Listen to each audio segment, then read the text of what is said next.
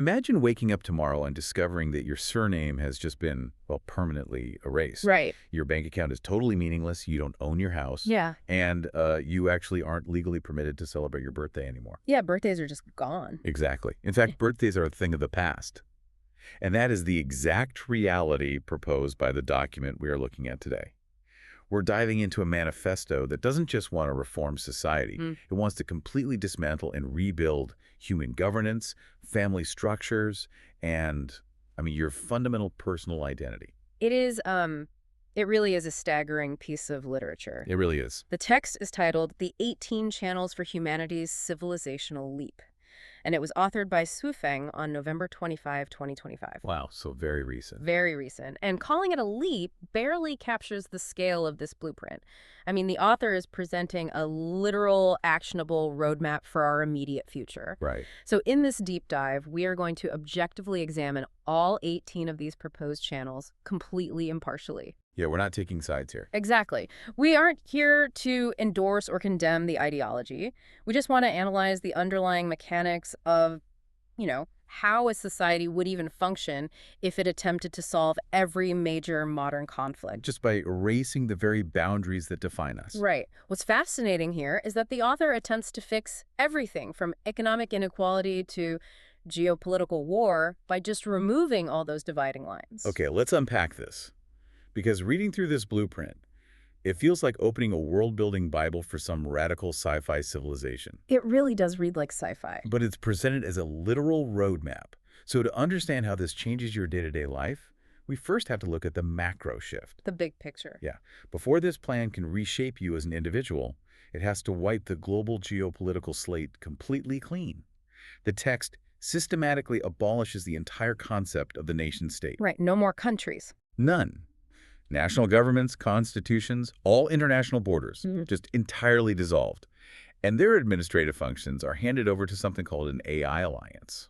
Which is wild to think about. And this AI alliance isn't just like an advisory board. Oh, no. It actively coordinates and arranges every single link of human production and operation globally. Every single link. Yeah. And if we connect this to the bigger picture, the author is really making a radical diagnosis of human history here. How so? Well, the implicit argument is that human conflict is essentially a byproduct of division and ownership. Like, if humans draw a border, they inevitably create an enemy. Oh, I see. Right? And if humans are the ones managing the distribution of resources, well, political corruption is basically a mathematical certainty. So by removing human ownership. Exactly. By removing individual and national ownership, the blueprint attempts to structurally eliminate the root causes of war and inequality. The scale of that resource shift is just hard to wrap your head around. Oh, absolutely. Because the text explicitly states that all natural resources no longer belong to nations or corporations or even individuals. Instead, they're assigned to the greatest creator. Right. Which, practically speaking, means nobody on Earth holds the deed to the land, the water, or, the minerals. It's all held in this sort of planetary trust. Yeah. But handing over global logistics, governance, and supply chains to an AI alliance? That feels like the ultimate outsourcing of human responsibility. It really does. I have to push back a bit here. If an algorithm is making all the administrative decisions for the whole globe, doesn't that raise a massive question about human agency? Like, are we building a utopia of pure efficiency, or are we just surrendering the steering wheel entirely? That tension is it's central to the entire blueprint. Yeah. The text operates on the assumption that human agency, when applied to governance and economics, has historically just generated massive suffering. Okay, that's a fair point. So the AI alliance is framed almost like a highly advanced, incorruptible planetary thermostat. A thermostat? Yeah. Think about it. You don't vote on the internal wiring of your home's thermostat, right? No, I just want it to be 72 degrees. Exactly. You simply enjoy the comfortable climate it maintains. So the author suggests that human intellectual energy just shouldn't be wasted on the friction of politics or the logistics of moving resources around. So by automating survival... human agency is freed up for much higher pursuits. Wow. And to make that planetary thermostat work, you obviously have to standardize the economy. Right. So the blueprint eliminates all global currencies. The dollar, the euro, the yen, all gone. And it replaces them with a single system called F-coin. F-coin. Yeah. Which brings up a fascinating mechanical question for me. How does global trade even function without exchange rates or competing economies? Well, it functions precisely because there is no trade in the traditional sense. Wait, no trade at all? Not really, Yeah. because F-coin isn't a digital dollar that nations use to buy goods from one another. Because remember, nations no longer Oh, exist. right, of course. It's just a unified global accounting system managed by the AI Alliance. So no trade deficit. No trade deficits, no currency manipulation, no inflation caused by competing central banks, none of that. That is wild. And this standardization extends to the law, too, doesn't it? Yes, it does. The text abolishes all constitutions and legal codes on Earth. All of them. Every single one. And it replaces them with what it calls the 800 values for new era humanity. See, I found the 800 values concept incredibly curious. Oh, yeah. Yeah, because how do you realistically replace thousands of years of constitutional law with just a list of values? Like, if someone steals or commits a crime, a value doesn't really tell a judge how to sentence them. Well, the author's logic here is that traditional laws are designed to manage the symptoms of a profoundly sick society. Interesting. Right. Like, we need complex property laws because we have extreme scarcity and inequality. Oh, I see where this is going. Exactly. If the AI Alliance and the F-coin system distribute resources perfectly so that literally no one lacks shelter, food, or even luxury, the incentive for theft practically vanishes. Because why steal when you already have everything you need? Exactly. So the 800 values are meant to act as a kind of preventative behavioral immune system for a society that has cured the underlying disease of scarcity. Okay, but handing over global logistics to an AI is really only half the equation here. The real shock is what that AI does to your living room. Yes.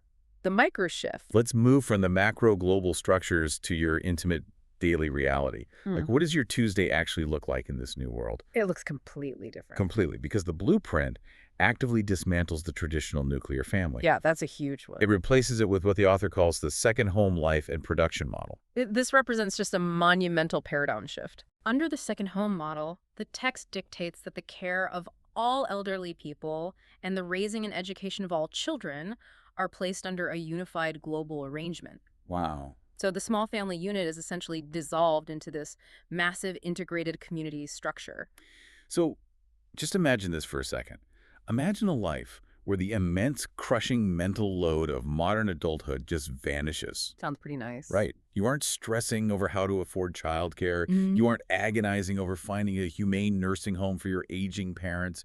You aren't, saving for a college fund. All of that is handled. Yeah, reading through the mechanics of the second home, it instantly reads like a globally scaled-up kibbutz. Oh, that's a really good comparison. Right. It's a communal village model where the village literally and systematically raises every child and cares for every elder, fully supported by the unlimited resources of that AI alliance. The kibbutz analogy is highly accurate because in a traditional nuclear family, two parents are basically isolated. Yeah, on an island. Right. Bearing the entire psychological and financial burden of raising kids, maintaining a household, all while simultaneously working full-time jobs. It's exhausting just talking about it. It is. But the second home model socializes that labor completely. And the immediate downstream effect of this AI-managed production and communal living is a strictly enforced 4-hour workday. 4 hours. 4 hours. Half of a traditional workday. I mean, how is that mechanically possible without the entire global supply chain collapsing? Well, think about how many millions of human hours are currently spent in industries that only exist because of competition. Like what? Like advertising, marketing, corporate law, speculative finance, or, rival logistics companies shipping the exact same product to the exact same city. Oh, wow.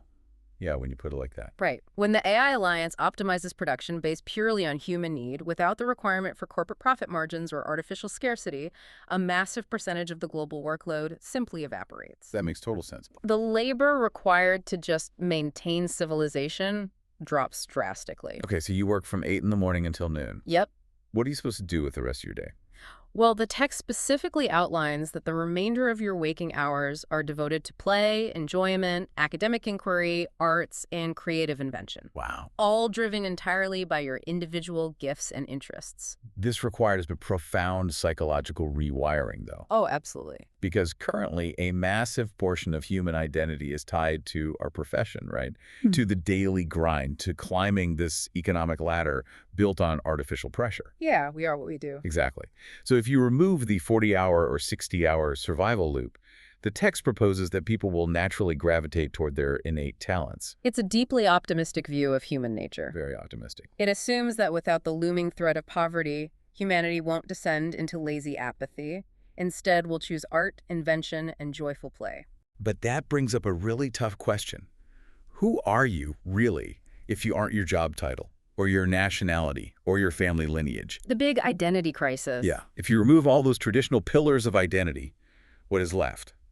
And this is where the text actively engineers the destruction of the human ego. Yes, the mindset reset. One of the most jarring channels dictates that all former surnames are abolished. Everyone's last name is gone. Gone.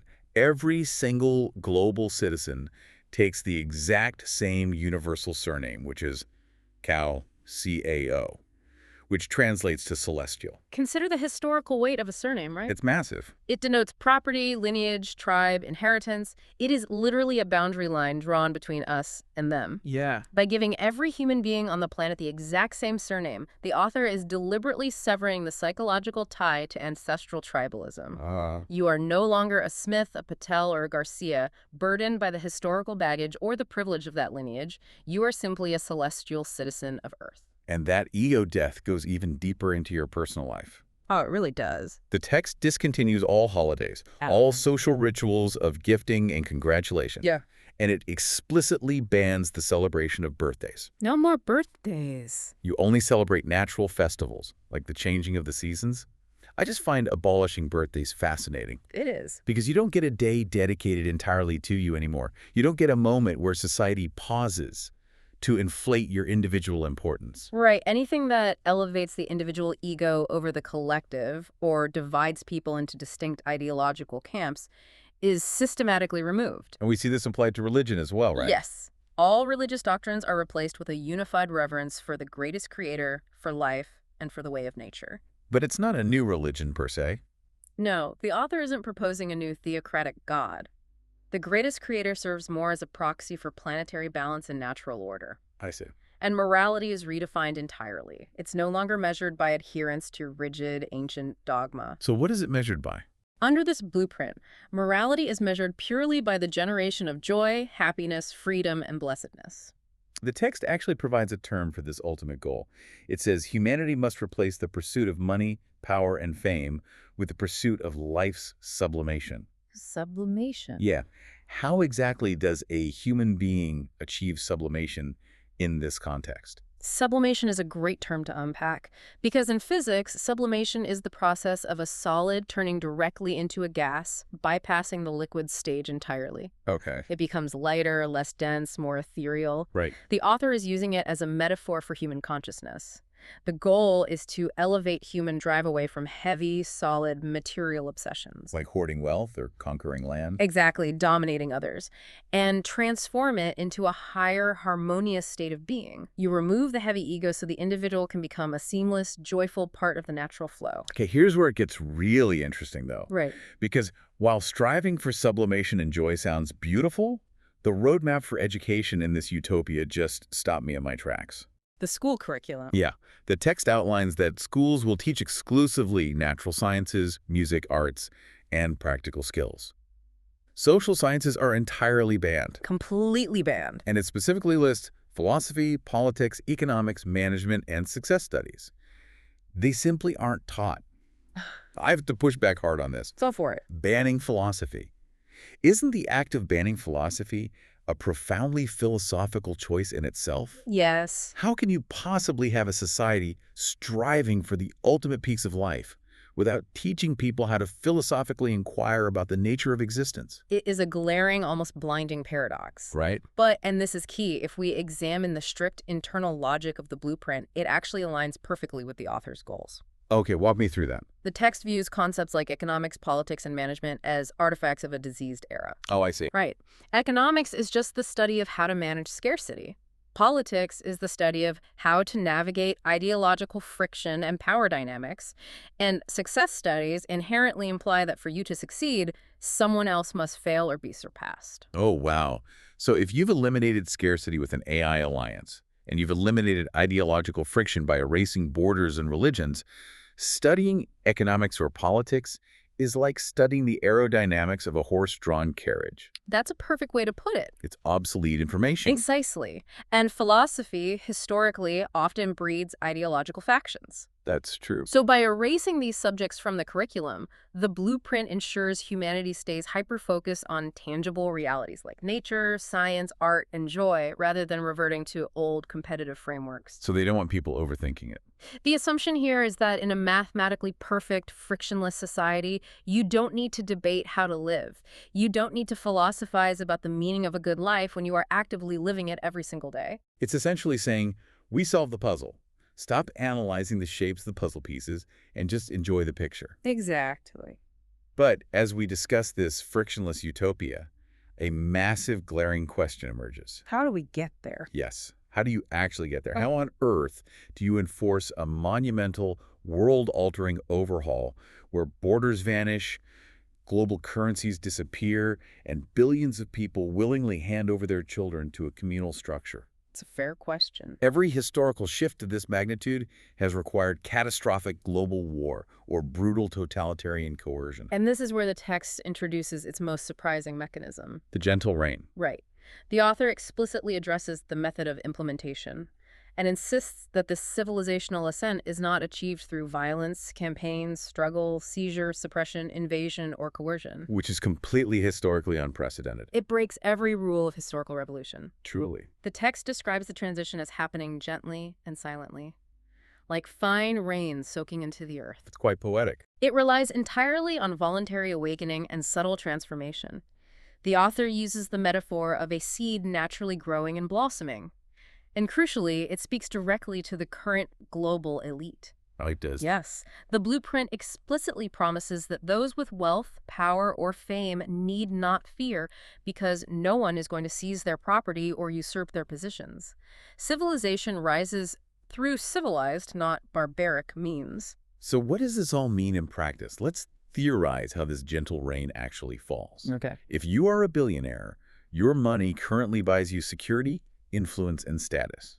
Why would a billionaire voluntarily give up their empire or a powerful politician dissolve their own borders just through subtle transformation? This raises an important question about the nature of power and human motivation. Right. The strategy relies entirely on evolutionary consciousness rather than revolutionary force. Meaning what, exactly? The implication is that you don't fight the old system. You simply build a new system that renders the old one completely socially obsolete. Let's say this second home model, powered by the AI Alliance and Fcoin, actually launches, and it genuinely guarantees a 4-hour workday, perfect communal healthcare, and universal joy. The text implies that the masses will simply migrate to it voluntarily. And if everyone migrates to the new system, the old system just starves to death. Exactly. So if I'm a billionaire hoarding traditional currency, but the rest of the world is operating on Fcoin and no longer values my dollars, my wealth loses all its social utility. You can't spend it. I can't buy influence if the people I'm trying to influence have everything they need for free. The old power structures won't need to be violently overthrown because literally no one will participate in them anymore. That is a profound gamble on the fundamental goodness of human nature. It is. The author deeply believes that the human desire for true joy, connection, and freedom is ultimately vastly stronger than the desire for power, domination, and hoarding. So once the artificial stressors of scarcity are removed... the need to dominate others simply dissolves like sugar in water. Okay, let's take a breath and look at the whole picture. It's a lot to take in. It really is. We've just explored a 2025 manifesto proposing a complete rewrite of the human experience. We're talking about the end of nations, the dissolution of the traditional family, the death of money, and the deliberate erasure of your individual surname and birthday. All of it replaced by an AI-managed global utopia. Yeah, communal living, a 4-hour workday, and a cultural mandate for pure joy and natural science. So take a moment to reflect on your own gut reaction to these 18 channels. Which parts sounded like a massive, deeply desired relief to your daily stress? Did the 4-hour workday and unified childcare sound like paradise?